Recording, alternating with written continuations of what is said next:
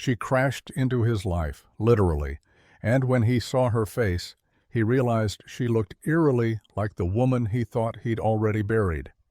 Before we dive in, hit that subscribe button and drop a comment. Where in the world are you watching from? The snow fell in thick, lazy flakes, blanketing Fair Hill in a quiet, white hush. Luke Carter kept one hand steady on the wheel, the other gripping a travel mug of lukewarm coffee as his pickup rumbled down the winding back road. Rosie, bundled up in a pink coat and purple earmuffs, hummed softly in the back seat, her boots swinging just above the floor.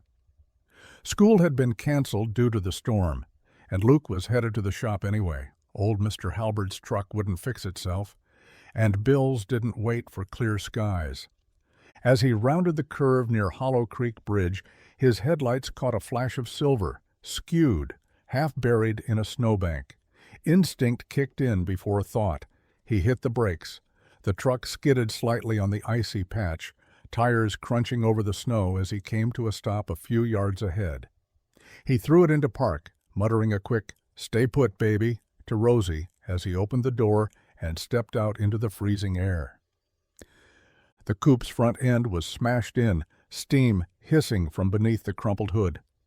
One headlight flickered weakly, like it hadn't quite given up. He approached fast, boots sinking in the snow. The driver's side door was ajar, and slumped behind the wheel was a woman, head tilted, blood trickling down her temple, eyes fluttering open just as he reached her. Hey, can you hear me?" Luke's voice was low but urgent. He knelt beside her, gently pressing 2 fingers to her pulse, steady, cold, but alive. Her lips parted. "Where am I?" she whispered. "Back road near Hollow Creek. You crashed. Can you move?" She winced as she nodded. "I think so." Luke helped her out of the wreck carefully, his jacket already off and around her shoulders. Up close, her face caught in the glow of his headlights. Something inside him froze. He knew that face. Not exactly, but something about her eyes, green and wide, dug into him like a memory too raw to name. From the truck, Rosie called out, "Daddy, is she okay?" Luke swallowed hard, eyes still locked on the woman's. "I hope so," he said. But something in him already knew. This moment wasn't the end of anything. It was the beginning. Luke sat on the edge of the hospital chair, his elbows resting on his knees, fingers laced tight like they were holding something back. The sterile scent of antiseptic clung to the air, mixing uneasily with the hum of machines and the quiet beeping that marked time in heartbeats. Through the narrow window, the snowfall hadn't let up. The town outside was frozen, but in here, everything felt like it was on fire. His chest, his thoughts, his past. He'd called in a favor to get her seen quickly. The ER nurse had asked him if he was family. He didn't know how to answer, not yet. The woman lay on the hospital bed, still unconscious, her head wrapped with a bandage where the gash had bled down into her collar. Her cheeks were pale against the harsh white of the pillow, but it wasn't the injury that had Luke frozen in place. It was her face. It wasn't exact, nothing ever was, but the shape of her mouth, the angle of her jaw, the faint arch in her brow. It was Clara. Not a twin, not a perfect copy, but close enough that his hands had started trembling the moment he got her out of the car.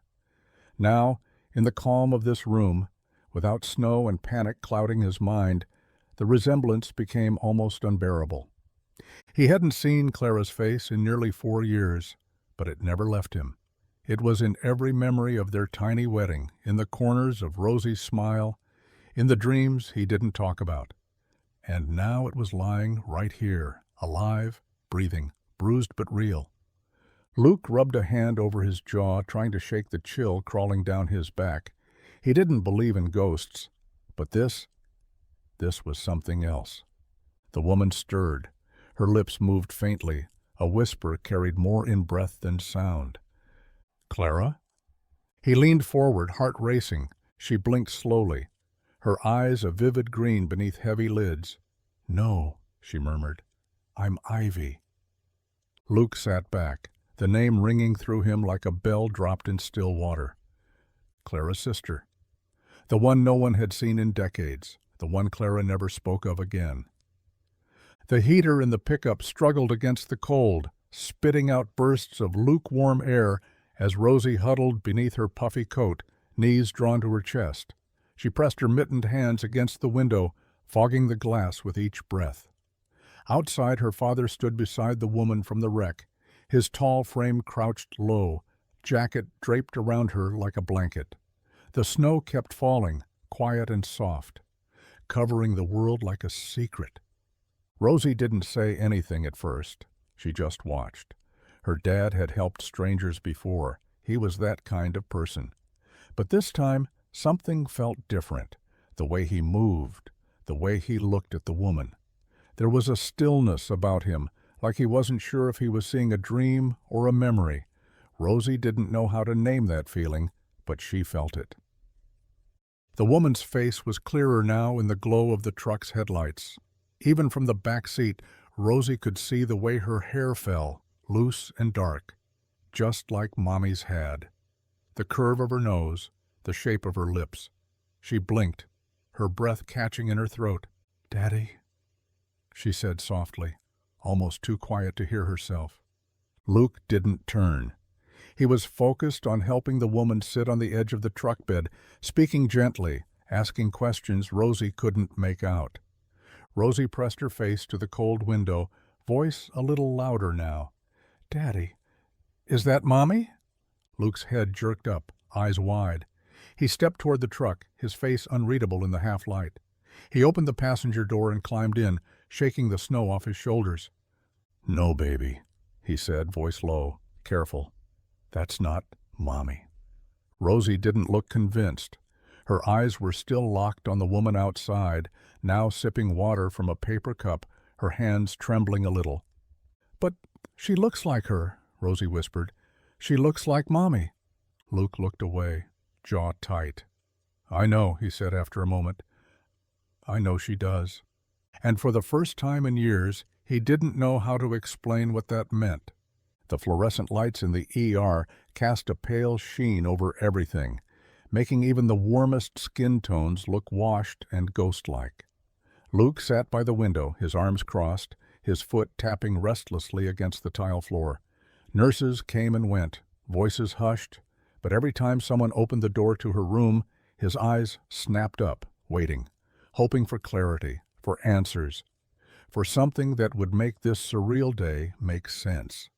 The doctor had told him she'd been stabilized. No internal bleeding, no broken bones, just a nasty concussion, some bruised ribs, and a stitched gash across her forehead. Physically, she was okay. But the moment she opened her eyes, that would be the real test. Luke wasn't sure what he feared more, that she'd wake up and confirm she was just a stranger, or that she'd somehow confirm what he hadn't dared to believe. The curtain rustled. He stood. The nurse gave a small nod. "She's coming around." Luke stepped into the room slowly, cautiously, as if the air itself might shatter if he moved too fast.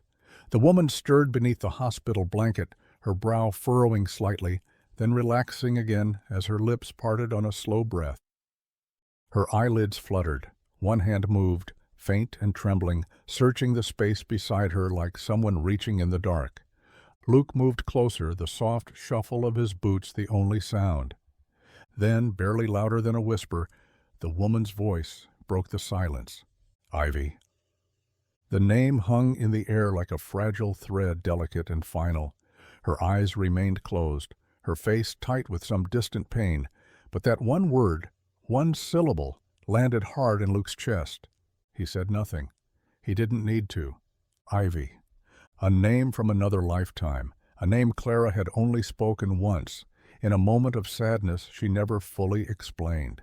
A name buried in journals, scribbled in the corners of old photographs, folded into the cracks of a life that ended too soon. Luke stepped back, his heart thudding.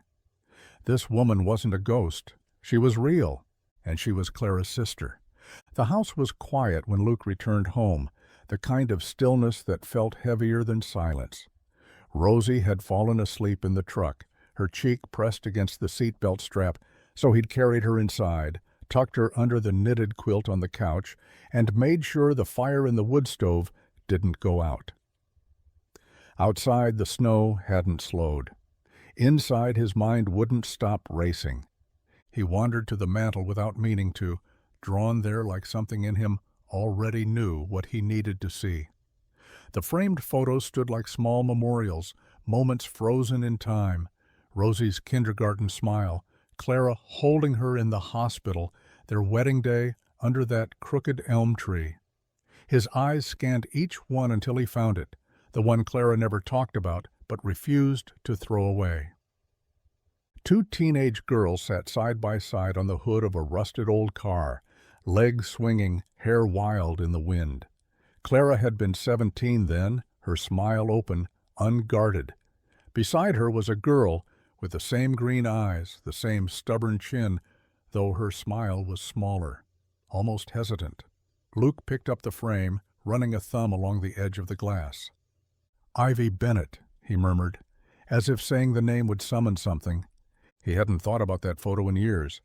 Clara had only mentioned Ivy once, maybe twice, and always in a voice that closed doors rather than opened them. "We lost touch," she'd said. "Long time ago. It's complicated." Luke had respected the distance. Everyone has pieces of their past they'd rather leave buried. But now, staring at the bruised face of a woman in a hospital bed who looked like Clara's reflection in water, he realized just how much he hadn't known. About Ivy, about Clara, about the way one decision could ripple across time and crash into a snowbank outside Fairhill. He set the photo down slowly, the glass catching the firelight. It wasn't a ghost that showed up on that road. It was a chapter he'd never been allowed to read, until now. The morning light seeped through the blinds in narrow slats, painting golden stripes across the hospital room wall. Ivy sat upright in the adjustable bed, propped by a few stiff pillows, a thin blanket pulled to her waist. The swelling on her cheek had gone down some, her voice had returned, quiet but steady. Luke brought her coffee from the vending machine. She thanked him with a small nod. "Right, Guillermo," her fingers curling tightly around the warm paper cup. They hadn't spoken much since she woke, just a few practical exchanges, shallow questions with shallow answers, but now, seated beside her in the cramped room, Luke couldn't hold it in any longer. "How did you know, Clara?" Ivy blinked, then looked away, the muscles in her jaw tightening. Her thumb ran over the coffee lid as if she needed something to do with her hands. "She was my sister," she said softly. "My real sister. We were born 2 years apart, same dad, same mom, but they split us up." Luke frowned. "Split you up?" "Our mom wasn't stable. She gave me up when I was 8. Ivy's voice didn't waver, but something behind it cracked a little. "Clara stayed. I didn't. I was passed from house to house, school to school. But I never stopped writing her. I didn't know where she was for a while, but once I found her again, I sent letters, birthday cards, everything." Luke leaned forward, brows drawn tight. She never mentioned that, not once. Ivy let out a bitter breath. "That's the thing. I thought she didn't want me anymore. I thought she got the letters and just didn't answer. After a few years, I stopped sending them. Figured I was part of the life she left behind." "She kept a picture of you," Luke said quietly. "It was always on the mantel." Ivy's lips parted, her eyes glinting with something between surprise and grief. "She did?" "She never threw it away, never talked about it either." Ivy stared down at her coffee, her throat working against something unspoken. "I wanted to find her," she said. "I really did." Luke looked at her carefully. "She wanted that too," he said, even if she never said it. Luke hadn't meant to go through her things. Ivy was still asleep, her breathing slow and even beneath the soft hum of hospital machinery. He'd stopped by early with a change of clothes borrowed from the lost and found at the garage, just to make sure she had something other than a hospital gown waiting. But when he reached for her coat, folded neatly over the chair, something shifted inside the worn canvas bag beside it. A box, small and beaten up, nudged into view. It wasn't locked. It wasn't even fully closed. Luke paused, guilt already bubbling in his chest. But then he saw the corner of an envelope, yellowed with age. Clara's name scribbled across the front in looping ink. He sat down slowly and lifted the lid. Inside were dozens of envelopes, some still sealed, others tattered from being handled too many times. All addressed the same way. Clara Bennett. No stamps, no postmarks, no signs they'd ever been sent. One by one, Luke picked them up. The paper smelled faintly of old perfume and dried ink. Some were dated, 2003, 2008, 2011. The handwriting changed over time, from shaky and wide-eyed to sharp and clean. Some had hearts drawn in the corners. Others looked like they'd been written in anger, words underlined 2 or 3 times in messy blue pen. He unfolded one at random. Dear Clara, I saw a girl today who looked like you. She was getting ice cream with her mom, and I wondered if you remembered when we used to do that. I don't know if this letter will find you, but I hope you're okay. I hope someone is being kind to you. Love, Ivy. Luke's throat tightened. Another letter was just 1 sentence long. Why didn't you write me back? He closed the box gently and set it on the bedside table. There were too many letters to read all at once, and frankly, he wasn't sure he could handle what they'd say. But he knew what they meant. Ivy had never stopped reaching out, even when no one reached back.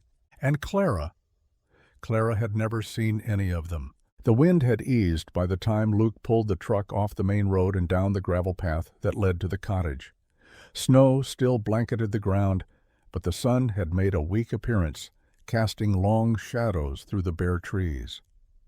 Ivy sat in the passenger seat, bundled in one of Clara's old jackets from the back of the closet, faded denim lined with sherpa, still carrying the faint scent of cedar and something floral. She hadn't spoken much since leaving the hospital, just watched the world pass by with quiet eyes that didn't miss much. Luke had offered to drop her at a motel. She said nothing. Then, after a long pause, he'd said, "There's a place, out near Mill Creek. No one's used it in years." And still she hadn't answered, just nodded. The cottage stood like a memory that hadn't quite faded, its roof sloped with age, the front steps sagging a little at the corners. Ivy climbed out slowly, boots crunching through the snow. Luke unlocked the door and pushed it open, the hinges groaning in protest. Inside it smelled of old wood and dust, the kind that lingered no matter how many windows you opened. A thin beam of sunlight streamed across the hardwood floor, lighting up the floating motes in the air like suspended snowflakes. The furniture was still there, weathered armchairs, a patchwork quilt over the back of the sofa, a crooked bookshelf that Clara used to rest her tea on instead of books. Ivy stepped inside, her breath catching just slightly. She ran a hand over the mantel above the cold fireplace, her fingers brushing past a candle stub and a dried wildflower in a cracked vase. "This was hers?" she asked. Luke nodded. It was their family's. Clara used to come out here when she needed quiet. She said it was the only place the noise couldn't find her. Ivy didn't smile, but something in her posture softened. "I'll take care of it," she said, "just for a little while." Luke hesitated, then replied, "Take as long as you need." And for the first time since that snow-covered road, Ivy let herself exhale. Rosie leaned against the kitchen table, her cheek resting on one arm as she poked at her cereal with the other. The spoon made soft clinks against the bowl, but she wasn't really eating. Luke moved around the kitchen quietly, rinsing mugs, frying eggs, pretending not to notice the way her eyes kept flicking toward the window. Outside, the snow was melting in slow patches. The road had cleared enough that Ivy had walked to the shop that morning, wrapped in that oversized denim jacket Clara used to love. She hadn't said much when she left, just a small wave to Rosie and a murmured promise to be back for dinner. But that was enough to stir something in Rosie's chest, something she didn't quite have words for yet. "Daddy?" Her voice was small. Luke dried his hands on a dish towel. "Yeah, Bug?" Rosie sat up, frowning thoughtfully. "Why didn't we know Aunt Ivy before?" He paused. "That's complicated." But she's Mommy's sister, right? Rosie tilted her head. Was she mad at us? No, baby, he said gently, crouching beside her. She wasn't mad. Grown-ups sometimes get lost from each other, and it can take a long time to find your way back. Rosie was quiet, chewing on her lip the way she did when something didn't feel fair. Is she staying forever? Luke exhaled slowly. I don't know. That's up to her. Rosie frowned deeper, clearly unsatisfied. Then, after a long pause, she looked down at her spoon. Do you think she could sing the lullaby Mom used to? The one with the stars and the boat? Luke's chest tightened. That song hadn't been heard in this house in years. Clara had made it up. Half melody, half whispered magic, and Rosie used to beg for it every night. I don't know if she knows it, he said quietly, but maybe we could teach her. Rosie's eyes lit up just a little. Okay. Luke smoothed her hair back gently. She's not replacing Mom, you know, but maybe she's someone new we can love. Rosie nodded, more serious than 6 should ever have to be. I think Mom would like that, she said. The night settled in slow and quiet, the kind of hush that only small towns know. A single porch light flickered above the cottage door, casting soft shadows across the snow-dusted steps. Ivy sat on the porch swing, wrapped in a thick quilt, her knees drawn to her chest, the old chains creaking gently beneath her. The stars hung heavy overhead, sharp, bright, and too honest. Luke had stayed late at the garage, closing up after a long day. When he pulled up to the cottage, he spotted her silhouette through the windshield, motionless in the dark, like she was trying not to exist. He climbed the steps without a word and sat beside her, leaving a sliver of space between them. The swing shifted slightly under the added weight, but Ivy didn't look over. I couldn't sleep, she said quietly. Luke nodded. Didn't think you would. They sat in silence, the kind that doesn't press too hard. The wind had calmed, just a whisper through the trees, and the snow had turned to icy crust where the sun had melted it earlier. Finally, Ivy spoke, her voice barely louder than the creak of the swing. I left home the day I turned 17. Luke didn't move. He waited. I had a backpack, $40, and a spiral notebook with Clara's address scrawled on the inside cover. She didn't even know I was coming. Ivy let out a bitter breath. I took the bus all the way to Hollow Bend. I was going to surprise her. Thought maybe, if I just showed up, we could start over. Luke turned to look at her, but she kept her eyes forward, fixed on the night. But she wasn't there. She'd moved away a few months earlier, left no forwarding address. No one knew where she'd gone. It felt like the universe had shut the door on me, right as I finally reached it. She paused, swallowing hard. I never tried again. I told myself it was my fault, that I waited too long. Luke's voice was low. You didn't. Ivy finally turned to him, tears clinging to her lashes. I wanted to come back, she said, but I didn't know if anyone would still want me.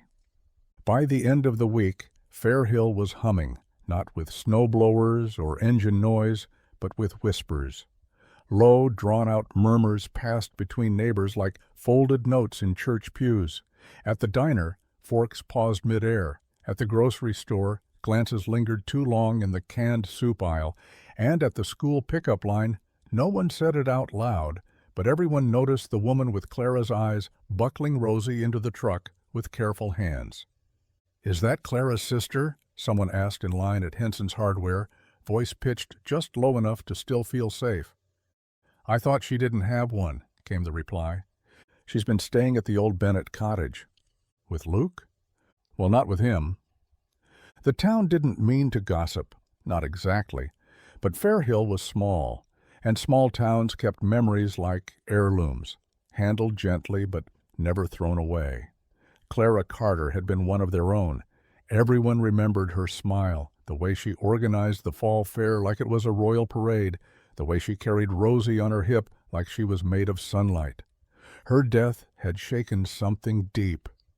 And now, years later, a woman shows up from nowhere, same eyes, same cheekbones, same lilt in her voice, and starts walking around like she belongs.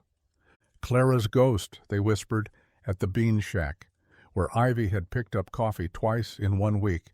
It's uncanny. Luke's got a type, someone muttered at the barber shop, more bitter than amused. He's grieving, still is, the older crowd defended. You don't tell a man how to carry that kind of loss. But curiosity always walks faster than compassion. People started watching Luke more closely. When he filled gas at the station, when he laughed with Rosie on the sidewalk, when he stood in line behind Ivy at the bakery, and didn't say a word. No one confronted him, not yet. But the questions hung in the air like snow-heavy clouds. What's he thinking? Who is she really? And what if she stays? Luke felt it too, that weight of eyes, but he'd lived in Fairhill long enough to know something else. Eventually, they'd stop whispering, or they'd whisper louder. The knock on the garage door was hard enough to shake the front window pane. Luke looked up from under the hood of a rusted Dodge, wiping his hands on a shop rag as he stepped toward the front. He knew that knock, hadn't heard it in years, but he hadn't forgotten it. Standing there in a long black coat, collar turned against the wind, was Grant Bennett, Clara's older brother. Same sharp jaw, same deep-set glare that always made people stand up a little straighter. He'd come straight from the city by the look of it. Shiny shoes, dusted with slush, gloves tucked neatly under one arm, a scowl he hadn't earned yet pressed tight across his face. "Grant," Luke said, keeping his voice even, "didn't expect you." Grant didn't waste time. "Where is she?" Luke blinked. "Who?" "You know who. The woman pretending to be Ivy." He took a step inside, eyes sweeping over the grease-streaked walls like they offended him. "I saw the picture you posted. Rosie holding her hand like she's family." "She is family," Luke said, jaw tightening. Grant gave a dry laugh. "Clara never mentioned a twin, never once in all the years I knew her." "She wasn't a twin," Luke corrected. "She was younger, estranged. There's a difference." Grant crossed his arms. "And you just believe that? No questions asked?" Luke didn't answer. He didn't need to. The letters, the DNA results, the photo on the mantel, he'd seen enough to quiet every doubt that mattered.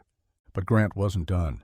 "You think this woman shows up out of nowhere, just happens to crash into your life, looking like Clara, and that's all coincidence? You've got a daughter to think about, Luke, a town watching. You really want to let some stranger rewrite the story Clara left behind?" Luke stepped forward, eyes level.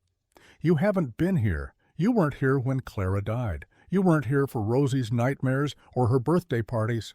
Don't show up now trying to tell me who's allowed to matter." Grant's jaw worked, but no words came. He turned to leave, but paused at the door. "Just be careful," he said quietly. "People lie, even the ones who look like ghosts." And then he was gone, leaving only cold air and questions Luke thought he'd already answered. The test kit sat unopened on the kitchen table, its sterile packaging oddly out of place among the chipped mugs and half-eaten toast. Luke stared at it like it might explode. Ivy stood a few feet away, arms crossed, eyes unreadable.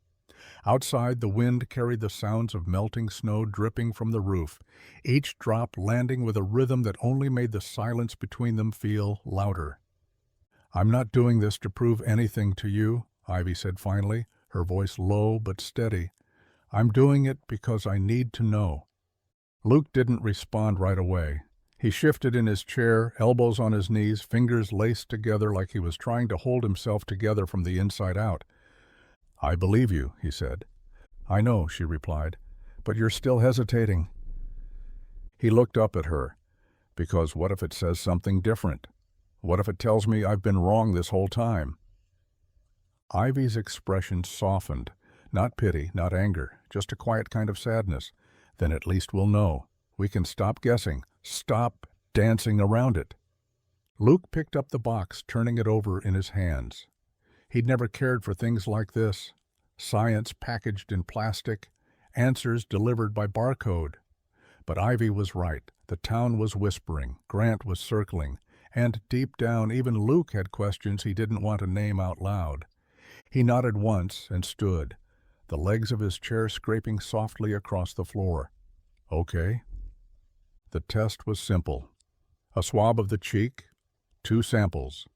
One from Ivy, one from Clara's old hairbrush, still in the drawer after all these years, still holding a few long strands like time had left them there on purpose. When he dropped the envelope in the mailbox that afternoon, Luke didn't feel relief. He felt like he'd just let go of something sacred, fragile, and impossibly heavy. Back at the cottage, Ivy waited on the porch. When she saw him, she didn't ask if it was done. She just whispered, "Thank you," and turned back toward the fading sun. The results came in a plain white envelope, no bigger than a birthday card. Luke held it in one hand, thumb pressed against the flap, the other gripping the railing of the cottage porch like it might steady him. Ivy stood just inside the door, her breath fogging the glass, eyes locked on the envelope like it might breathe fire or vanish into smoke. He didn't open it right away. For days the town had buzzed louder. Grant's visit had poured gasoline on gossip, and suddenly the whole of Fairhill seemed to believe it had the right to know who Ivy really was. Some people had been kind, cautiously friendly. Others had kept their distance, too polite to accuse her out loud, but sharp enough with their silence. Now the answer was inside a single sheet of paper. Luke finally peeled it open and unfolded the document. His eyes scanned the lines, heart pounding, like it was trying to outrun the truth. And there it was, simple, clinical, absolute. Biological relationship, full sibling match.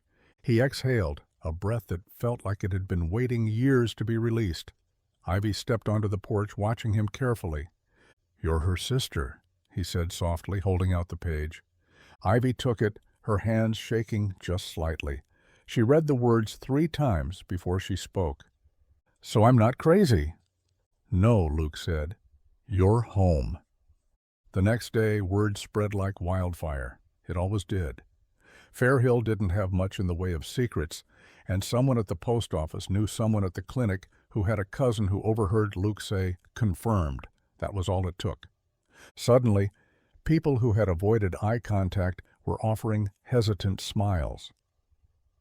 A few stopped Ivy on the sidewalk, hands in their pockets, apologies tangled in their throats. "I'm sorry," they'd say. "We just didn't know." Ivy never got angry. She just nodded, accepting the weight of every regret with the same grace she carried since day one. And for the first time since Clara's funeral, Fairhill began to remember how to open its arms again. The fire crackled low in the hearth, casting amber shadows across the cottage walls. Ivy sat curled in the old armchair near the window, a faded quilt draped across her knees. On her lap sat a worn shoebox she hadn't touched since she arrived. Until now. Luke was in the kitchen washing dishes, Rosie already asleep upstairs. The house felt quiet, not the kind of quiet that came with loneliness, but the kind that waited for something to be said. "I found something," Ivy said softly, not looking up. Luke dried his hands and walked over, sitting on the edge of the sofa. "What is it?" She opened the box slowly, lifting out a stack of brittle envelopes tied with a frayed blue ribbon. The paper was thin, some corners yellowed and curling. She handed him one. The return address was scribbled in a looping script. A women's home, a facility miles from where she and Clara had grown up. The letter inside was dated months before Ivy was born. "She gave me up before anyone even knew I existed," Ivy said, her voice thin. "Not just gave me up, hid me. Clara didn't know. My father didn't know. I was never supposed to be part of the story." Luke read the first few lines, then folded the paper carefully. "Why?" he asked, though part of him already knew. Ivy's gaze didn't leave the fire. "Shame. Our mom was 17 when she had Clara. No husband, no money. When she got pregnant again, it was too much. Another child out of wedlock would have ruined her completely in her family's eyes. So she gave me away to a private agency, told everyone she lost the baby." "Ta-da!" Luke leaned back, stunned by the weight of it. Clara never mentioned. "She couldn't. She didn't know." Ivy's voice cracked. "And I never told her. I wanted to, but how do you say, well, hey, I'm the piece of your childhood someone erased?" Luke didn't answer. He reached out and took one of the letters, holding it like something sacred. "She should have known," he said. Ivy nodded, her eyes glistening. "Yeah, but now someone finally does." And for the first time, her story wasn't hidden anymore. The bell above the garage door jingled as Ivy stepped inside, her boots leaving faint tracks across the dusty concrete. The smell hit her immediately: motor oil, steel, and that faint burn of something recently welded. It wasn't unpleasant, just unfamiliar. Luke looked up from under the hood of an old Ford, sweat beading at his brow despite the cold outside. "You're early," he said, eyebrows raised. "I brought donuts," she replied, holding up the box like a peace offering. "Figured that's the traditional bribe for convincing a mechanic to teach you how to use a wrench." Luke chuckled. "Coffee would have sealed the deal, too." "Next time," she grinned, already rolling up her sleeves, "I want to help." He hesitated. "You sure about that? Cleaning carburetors and sorting spark plugs isn't exactly glamorous." Ivy looked around the garage, grease-streaked walls, scattered tools, a half-built engine block on a stand in the corner, and something about it all felt honest. Raw, no masks, no curated perfection. "I don't need glamorous," she said. "I need useful." Luke nodded once, then gestured toward the back shelf. "All right, rag bins over there. Start with the tool trays. They're a mess." And just like that, she began. At first it was awkward.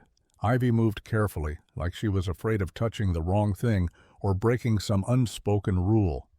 But Luke watched her with quiet patience, correcting gently when she reached for the wrong socket or confused a wrench for a ratchet.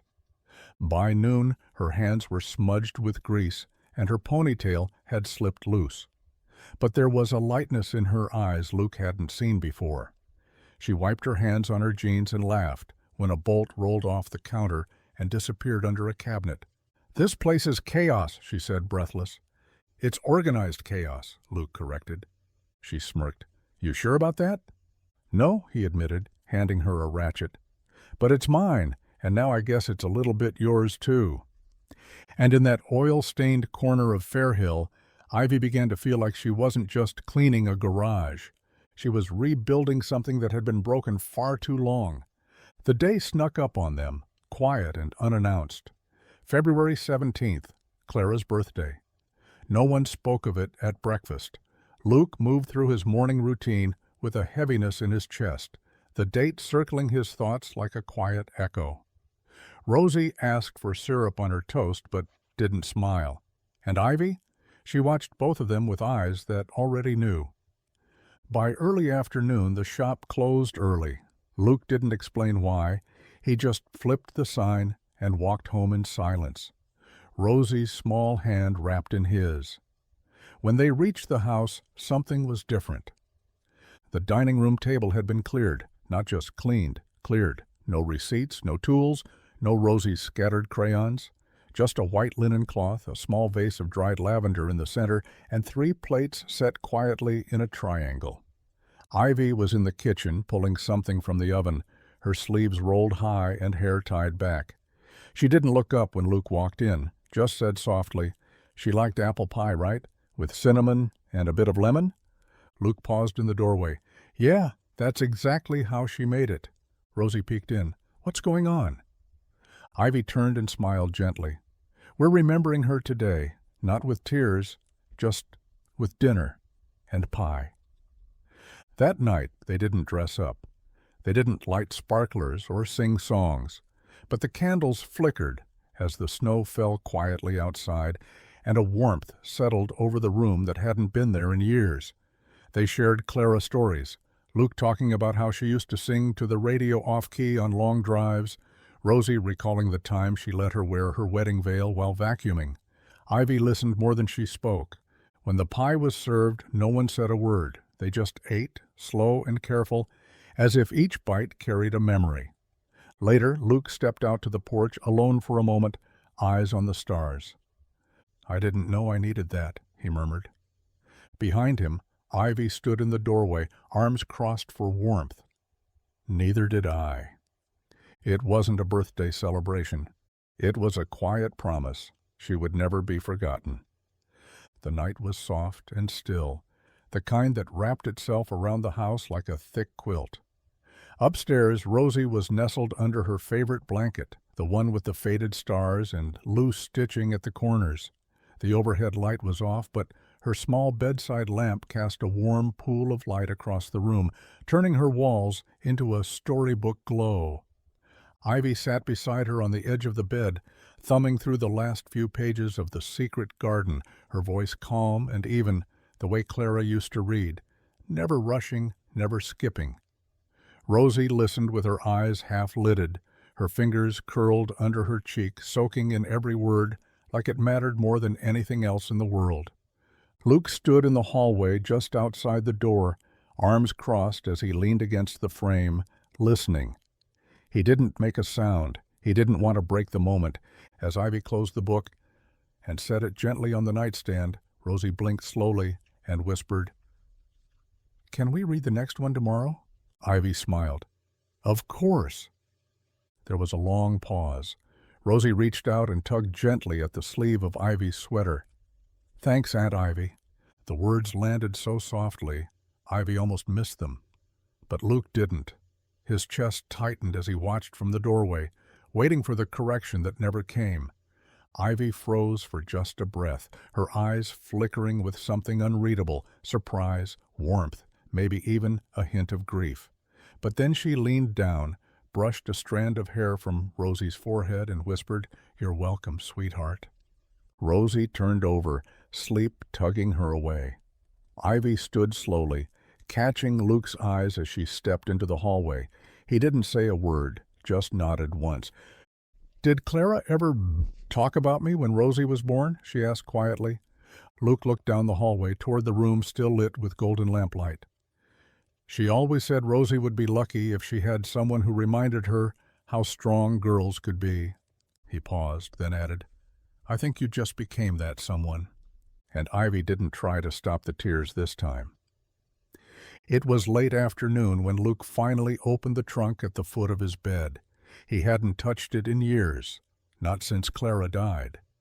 The wood creaked as he lifted the lid, releasing the scent of old paper and lavender sachets, long faded.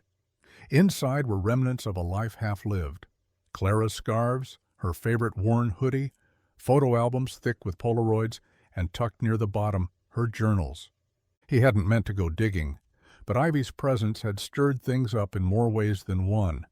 A part of him needed to know what Clara had left behind, not just for him, but for her sister. He took the journals to the kitchen table and leafed through them, one by one. Most of it was familiar: grocery lists in the margins, baby updates after Rosie was born, musings about garden plans, fears about the future. But in the third notebook, nestled between a recipe for peach cobbler and a sketch of the porch layout she never got to finish, was a folded page. Torn on one edge, handwriting sharper than usual. He unfolded it carefully. "Dear Ivy, I don't know if this will ever reach you. I don't even know where you are, but I've been thinking about you a lot. I don't know why Mom did what she did. I don't understand how we were made to grow up like strangers, but I've started asking questions. I've started digging. Luke doesn't know, not yet. I haven't told him how much I miss someone I never got to really know. I wonder if you're okay, if you're loved, if you ever think of me too. I don't know how to start a letter like this. Maybe I just did. Clara." Luke sat there for a long time, staring at her handwriting, letting her voice fill the quiet room. The letter wasn't finished. No envelope, no date. Just a start, one she never got to complete. He pressed the page flat, tears stinging the corners of his eyes. Later that night he handed the letter to Ivy without a word. She read it once, then again, then folded it slowly as if it were made of something sacred. "She was looking for me," she whispered. Luke nodded. She never stopped. The call came on a Thursday just after lunch. Ivy was wiping her hands on a towel at the garage, having just managed her first successful oil change without Luke needing to step in. Her phone buzzed in her back pocket, and she almost didn't answer until she saw the name. Marla Redford. A name from a past life, from a world of sharp suits, polished meetings, and never-ending deadlines. She stepped outside, the cold air biting at her cheeks as she pressed the phone to her ear. "Still alive out there?" Marla teased, her voice rich and confident. "Barely," Ivy laughed, trying to keep her voice light. "What's going on?" "I heard through the grapevine you've resurfaced. Small town, big whispers. Had to call." A pause, then, "Also, I have an offer." Ivy leaned against the porch post, her breath visible in the cold. "What kind of offer?" "A real one? Head of outreach for a new agency, good salary, benefits. Your name on the door, eventually. You'd have to come back to the city, of course, but you wouldn't be starting over. You'd be walking in with respect already in place." Ivy's fingers tightened around the phone. Marla continued, softer now. "Look, I know why you left, and I'm not pretending this fixes any of that, but you were good, Ivy, and you deserve something more than some dusty shop in a town full of people asking who you are." Ivy didn't answer. Her eyes drifted across the snowy yard to the window where Rosie sat drawing with markers, her brow furrowed in concentration. Inside, Luke laughed at something, the sound faint through the glass, but unmistakably warm. "I'll send you the details," Marla added. "Just think about it." They hung up. That evening, Ivy didn't mention the call. She smiled through dinner, helped Rosie rinse dishes, even laughed when Luke teased her about still confusing a torque wrench with a tire iron. But when the house went quiet, she stood in the hallway with the offer pulled up on her phone, glowing like a door she wasn't sure she wanted to open again. She could disappear, this time on purpose. The garage was quiet, the kind of late-night hush that made every sound sharper. Ivy stood by the workbench, wiping her hands with a rag more out of habit than need. Luke was across the room, sorting bolts into an old coffee can, but his movements were stiff, tense. "I got the offer," Ivy said finally, her voice cutting through the silence. Luke didn't look up. "I figured." She waited, but nothing more came. "Aren't you going to ask what I'm going to do?" He dropped a bolt with a sharp clang. "Do I get a vote?" That caught her. She turned to face him fully, eyes narrowing. "What's that supposed to mean?" "It means," he said, finally meeting her gaze, "you've got one foot out the door and another in this house. You help Rosie with homework, you clean up at the shop, you plan birthday dinners like you've always belonged here, but now you get one phone call and you're already gone." "I haven't gone anywhere," Ivy snapped. "I've been here. I've tried to help. I've tried to be whatever this town would let me be, whatever you would let me be." Luke stepped closer, voice low. "And what is that, Ivy? Clara's sister? Her shadow? The woman who's trying to rewrite a past that doesn't belong to her?" The words hit harder than either of them expected. Ivy's jaw clenched. "You think I'm replacing her?" "I don't know what to think," he shouted, louder than he meant to. "I look at you, and I see her. I hear Rosie laugh, and I see the way you smile, and it scares the hell out of me, because I don't know if I'm grieving or moving on, and I don't know what that says about me." Silence followed, thick and raw. Then Ivy, softer now. "Maybe it says you're human, and maybe it says we're both still figuring out how to miss the same person without losing ourselves." Luke turned away, rubbing his hands over his face. "I don't want to lose her memory," he murmured. Ivy nodded. "Neither do I." But between memory and healing, something had to give. The fever came fast. One minute, Rosie was coloring on the living room floor, laughing at Ivy's terrible knock-knock jokes. The next, she was curled up on the couch, flushed and shivering, her forehead burning beneath Ivy's hand. Luke rushed in from the garage the moment he heard Ivy call. She didn't yell, just his name, once, with a tone that sliced through the walls. He was at Rosie's side in seconds, pressing a cool cloth to her head, his pulse thudding in his ears. "She said her tummy hurt," Ivy whispered, kneeling beside them. Then she got quiet. Luke looked at her, saw the fear behind her calm, It matched his own. They moved together without words, Luke gathering medicine, Ivy drawing a lukewarm bath to cool Rosie down. She held the child's hand while Luke read the thermometer. When Rosie started to cry, it was Ivy who rocked her gently, whispering lullabies half-remembered from childhood. Midnight came, then 2. Luke drifted in and out on the couch, boots still on, jacket across his chest, but Ivy never left Rosie's room. She sat by the bed, wiping her brow, reading softly from Clara's old fairy tale book. When Rosie finally dozed off, cheeks less red, breaths deeper, Ivy stayed right where she was, just watching, just protecting. Luke stood in the doorway and watched her too. Not just as Clara's sister, not as the woman who crashed into their lives and stirred up all the buried things, but as someone who belonged.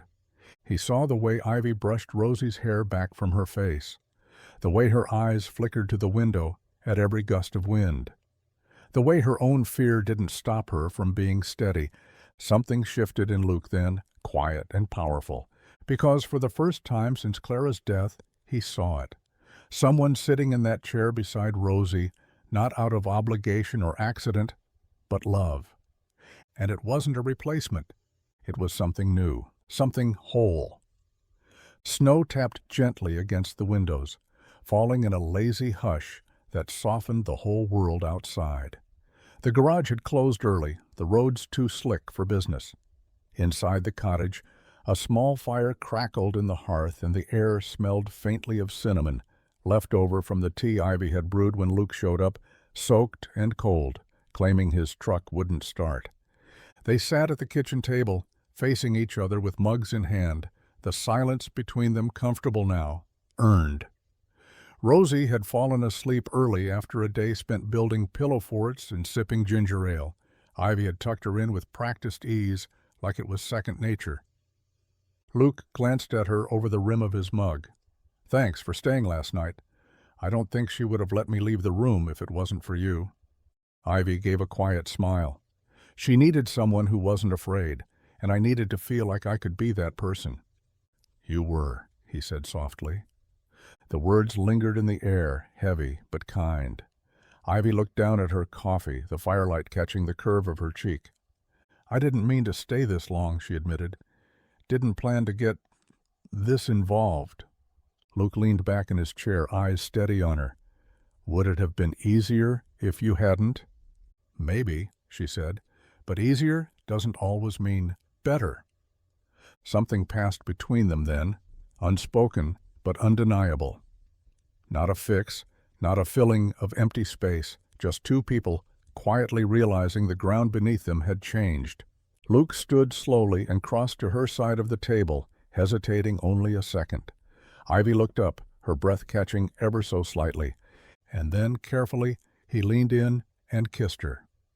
It wasn't urgent or desperate, it was gentle, real. A pause in time where grief and memory and hope all collided and softened into something that didn't need words. When they parted, Ivy didn't move away. She just whispered, "That shouldn't have happened." Luke's hand stayed at her cheek. "No," he said, "but I'm glad it did." The next morning was quiet, but not the kind of comforting quiet they'd been building. This one had sharp edges, like walking through a room that used to feel like home, but suddenly didn't know where to put its furniture. Luke was up early, already gone to the shop before Ivy came downstairs. No note, just an empty coffee pot and a silence that echoed louder than any slammed door. She stood in the kitchen, fingers resting on the edge of the sink, staring out the window at the snow-covered yard. Rosie's boots were still by the door, the memory of last night, warm firelight, shared laughter, the kiss, played in her head like a loop she couldn't turn off. It had been real, she knew that, but now it felt like something had cracked beneath it. At the garage, Luke buried himself in work. Didn't take a lunch break. Didn't answer when Jack from the feed store made a joke about him glowing like a teenager. He just tightened bolts and avoided mirrors, because the truth was, he didn't know what he'd done. He'd kissed Clara's sister, and it hadn't felt wrong. That was the problem. Later that afternoon, Ivy showed up at the garage, her coat zipped to her chin, hands deep in her pockets. She didn't step inside, just waited by the door until Luke noticed. He wiped his hands and came out slowly, eyes wary. "We should talk," she said. He nodded. "Yeah." They stood by the side of the building, the cold biting through their clothes, but neither of them noticing. "I didn't plan that," Ivy said, her voice low. "And I don't regret it, but it feels like betrayal," Luke finished. She nodded. To her, to the memory of her. Luke looked down at the snow between their boots. "I keep wondering what she'd think, what she'd say." "Me too." They didn't say more than that, didn't need to. The ache was mutual, and as Ivy turned to go, Luke didn't stop her, because neither of them knew if what they were feeling was love or just a desperate way of holding on. The cemetery was still under a thin blanket of snow, the kind that muffled footsteps and made the whole place feel like it had paused mid-breath. Luke parked at the edge of the gravel drive and stepped out slowly, his boots crunching softly, as he made his way to the far corner beneath the tall elm where Clara had always said the wind sounded gentler. Ivy stood a few steps behind, watching from a respectful distance. She hadn't followed him out of obligation. She'd followed because she knew today was something he needed to do alone, even if he didn't want to be alone while doing it. Luke stopped in front of the grave. The headstone was simple. Clara May Carter, beloved wife, fierce mother, 1984 to 2020. Someone, maybe Ivy, had placed fresh wildflowers in a glass jar at the base. The frost had started to gather on the petals. He stood there for a long time, hands in his pockets, breath clouding in the air. Then, finally, his voice broke through the silence. "I didn't think it would ever get easier," he said softly. "And maybe it hasn't. I've just gotten better at pretending I'm okay." He exhaled, his shoulders heavy. "I didn't know how to raise Rosie without you. I didn't know how to keep going without falling apart. I kept the garage open because I didn't know what else to do with my hands. I didn't talk about you because I didn't know how to without breaking." His eyes stayed on the stone, but his voice steadied. And then Ivy showed up. And everything I'd kept buried came rushing back. I hated her for it. Hated that she looked like you, that she smiled like you, that she reminded me of everything I lost. But she's not you. A pause. "She's not you, and I'm tired of holding that against her." Behind him, Ivy's breath hitched, but she didn't move. Luke wiped his eyes and knelt, brushing a bit of snow from the base of the stone. "I miss you, Clara, but I need to stop blaming the world for surviving you." And in that cold, quiet corner of Fair Hill, he finally let himself say goodbye. The drawer had always stuck a little, one of the old nightstand's quirks, jammed just enough to be annoying, never quite bad enough to fix. Ivy tugged at it absently, while tidying Clara's old room in the cottage, not expecting anything more than a spare sock or a lost pen. But this time, with a creak and a sudden shift, the back panel gave way. Something slid forward from the shadows. A small envelope, yellowed at the edges, sealed but never mailed. Ivy picked it up carefully, her name written in Clara's handwriting across the front. Ivy. Her heart thudded as she sat down on the edge of the bed, fingers trembling. She turned the envelope over once, twice, then opened it with the gentleness of someone holding a fragile piece of time. Inside was a single sheet of paper, faded ink folded neatly. The handwriting was familiar, looping and imperfect, with a few cross-outs like Clara had been searching for the right words. "If Ivy ever finds you, tell her I never stopped hoping. Tell her I looked, not as hard as I should have, but I never stopped wondering where she was, if she was safe, if she still laughed the way I remembered. I didn't tell Luke about you because I didn't know how. And I didn't tell Rosie because I was afraid it would sound like a story without an ending. I didn't want to hand her another question I couldn't answer. But if she's with you, if she finds you somehow, please tell her she was never forgotten, not even once. Clara." The letter fell into Ivy's lap as she pressed her hand to her mouth, eyes brimming. She read it again and again, each word like a balm and a blade. Later, she walked into the living room where Luke sat reading, Rosie drawing on the floor beside him. Ivy didn't say anything. She just handed him the letter. Luke read it in silence, his expression unreadable until the very end. Then he looked up at her, voice barely more than a whisper. "She did want you." Ivy nodded, tears slipping down her cheeks. "She always did." The city offer sat unopened in Ivy's inbox, glowing from her phone screen like a quiet dare. A generous salary. Her own team. A corner office in a glass building that overlooked a skyline she used to dream about. The kind of offer people didn't get twice. She stared at it from the porch swing as the late afternoon sun stretched shadows across the yard. Luke was inside fixing dinner. Rosie's laughter spilled out of the kitchen as she practiced spelling words out loud, asking Ivy for help through the open window. Ivy looked at the screen once more, then finally locked the phone and set it beside her.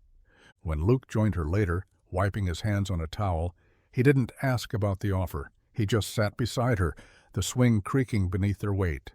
The air between them was warm, familiar. "I got the final paperwork today," she said quietly. He nodded. "I figured. They want an answer by tomorrow." Still, he said nothing.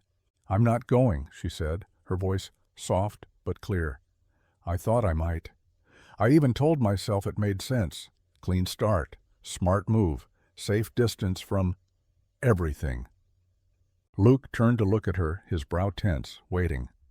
"But then Rosie handed me her drawing this morning," Ivy continued, "and it was me, her, and you, under a crooked little house with smoke coming out of the chimney. And above it she wrote, 'Our family.'" Luke exhaled slowly, something loosening in his chest. Ivy smiled, a sad, knowing kind of smile.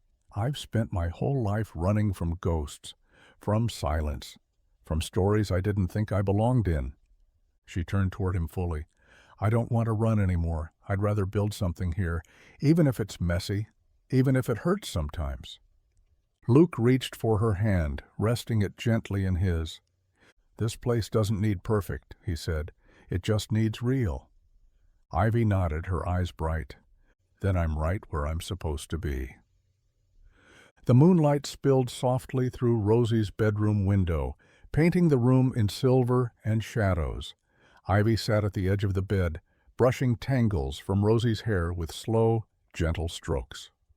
The little girl was quiet tonight, quieter than usual, her eyes distant, fingers picking at the hem of her pajama sleeve. "Can I tell you something?" Rosie whispered. Ivy paused, setting the brush down. "Of course!" Rosie sat up a little, clutching her favorite stuffed bear to her chest. "I had a dream last night, about Mommy." Ivy's breath caught. She leaned in gently, heart already twisting. What kind of dream? Rosie's voice was soft, like she didn't want to scare the memory away. "We were in the backyard, and Mommy was sitting on the swing. She looked like she used to, in that blue dress she wore to the fair. She smiled at me and patted the spot next to her." Ivy nodded, her own eyes misting. "I sat down," Rosie continued, "and I told her I missed her. I asked if she was mad that we laugh now, that we have new dinners, that we bake things she didn't teach me." She hesitated, her voice trembling, and she said no. She said she loves when we laugh. She said she's glad I still eat too many cookies. Ivy let out a quiet laugh, brushing a tear from her cheek. "Then she looked at me," Rosie whispered, eyes wide, and she said, "It's okay if you're happy again. That's what I want." The room was silent for a beat, just the ticking of the old wall clock and the soft breath between them. Ivy wrapped her arms around Rosie and pulled her close. "That's a beautiful dream, sweetheart." Rosie snuggled into her chest, already drifting. "Do you think dreams are real?" she asked sleepily. Ivy kissed the top of her head, her voice thick. "I think the really important ones are." And as Rosie slipped into sleep, Ivy sat there in the quiet, holding Clara's daughter close, heart full of something deeper than grief. Permission, peace. And maybe, just maybe, a beginning. The sky was the soft gray of early spring, the kind that hinted at warmth but still held the bite of winter in the breeze. Luke stood at the edge of the yard, hands in his pockets, watching Rosie race up and down the gravel driveway with chalk-streaked hands and a grin too wide to contain. Ivy sat on the porch steps, laughing, a smudge of pink across her cheek where Rosie had tagged her mid-drawing.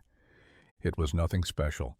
No grand moment, no dramatic music, just an afternoon. But something in Luke shifted. For months, he'd moved through life like someone walking underwater, everything muffled, everything heavy. Clara's memory had been like a weight around his ankle, something sacred he couldn't release without feeling like he was betraying her. And when Ivy came crashing back into his world, it had stirred everything up. All the guilt, the grief, the impossible ache of wanting something again. But standing there now, watching Ivy wipe her hands on her jeans and call out a joke to Rosie, Luke didn't see Clara's shadow. He didn't see a ghost or a stand-in or a question he still couldn't answer. He saw her. Ivy, the woman who showed up in a snowstorm, half-broken and wholehearted. The woman who stayed through the stares, the whispers, the doubt. Who didn't try to fill Clara's shoes, only made room for her own. She hadn't tried to fix him. She just stayed. Luke walked back to the porch, steps quiet, hands still tucked deep in his coat pockets. Ivy looked up as he approached, brushing hair from her face, a hint of a question in her eyes. "You okay?" she asked. He nodded, then crouched beside her, knees bent, eyes steady on hers.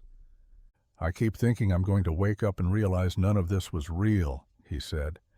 "That this, us, is just something I made up because I missed her so much." Ivy held his gaze. "And now?"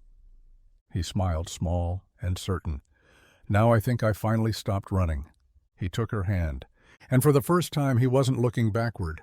The sun dipped low behind the trees, casting long, golden streaks across the porch where Ivy sat curled in a sweater 2 sizes too big, one of Luke's old flannel ones she'd stolen weeks ago and never given back.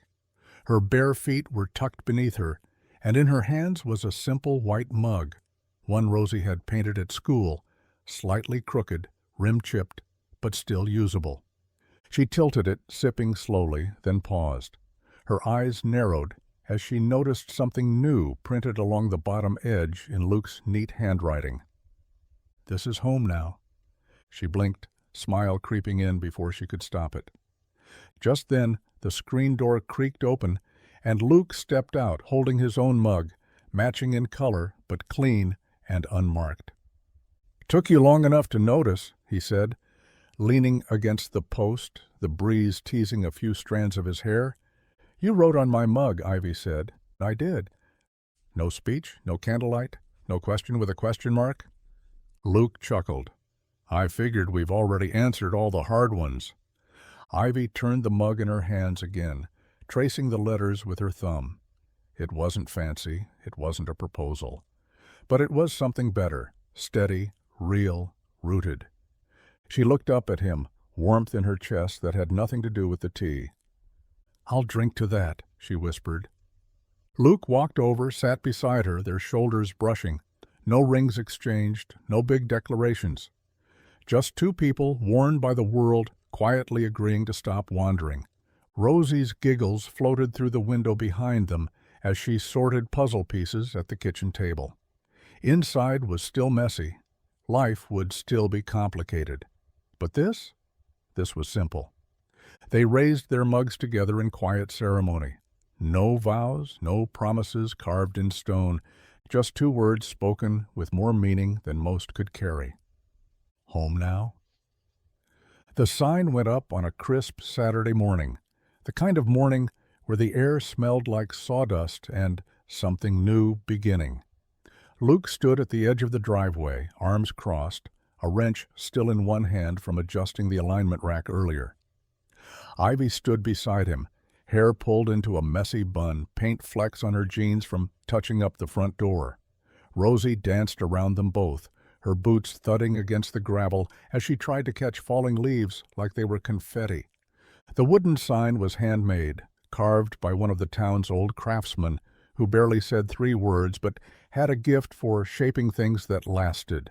It was bold but not flashy, elegant but simple, just like the people it represented. Carter and Bennett Auto. Beneath it, smaller words burned into the wood, fueled by grit, held by grace. Luke swallowed hard, his throat tight. Ivy ran her fingers gently over the grain, her name alongside his for the first time in something permanent, not just paperwork, not just whispers and maybes, something real, public. Rosie looked up at them, her eyes wide. "Does this mean it's ours now?" she asked. Luke smiled, placing a hand on her shoulder. "It means we're building it together." The news spread quickly, as everything did in Fairhill.